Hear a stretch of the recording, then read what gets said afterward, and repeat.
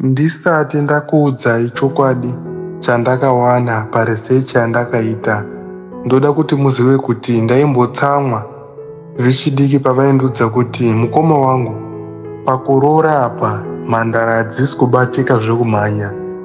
Nokuti inini ndaiwanzova nemubvunzo wekuti mhandara dzinogoshaika sei ivo vasikana vacho vari kungozvarwa dziri mhandara. Asi chokwadi chandakazowana ndechekuti pakaipa.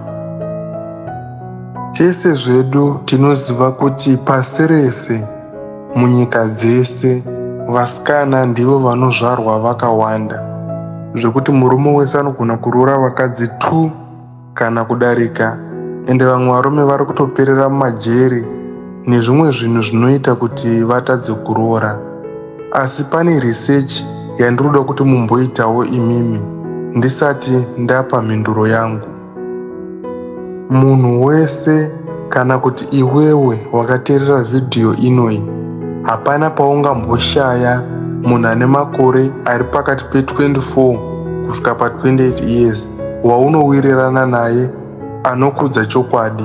Ndiri kureva mukomana ari pakati pe24 kusvika pa28, munhu waunowirirana naye wekuti unoziva kuti uyu munhu tinoudzana chokwadi.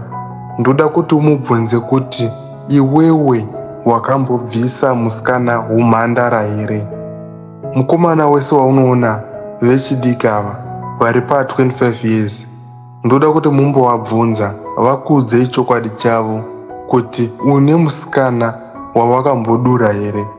Tichitarisa pakuti vasikana vakawanda kudaro, ndo pamuchaona kuti pakaipa, pane zvinhu zvisina kumira mushe.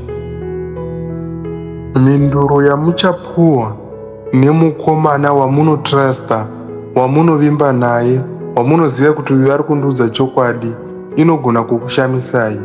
Kana muchinge mane mhinduro iyoyo, tichishandisa chokwadi chiri kubva kuvakomana uchifumura madhiri ese ari kuitwa nevasikana vemazuva ano.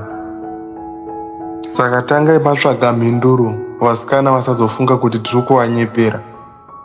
And then after that tava nechokwadi uchifumura kana kuti kuexposa magemu nematricks ese ari kushandiswa nevasikana vemazuva ano.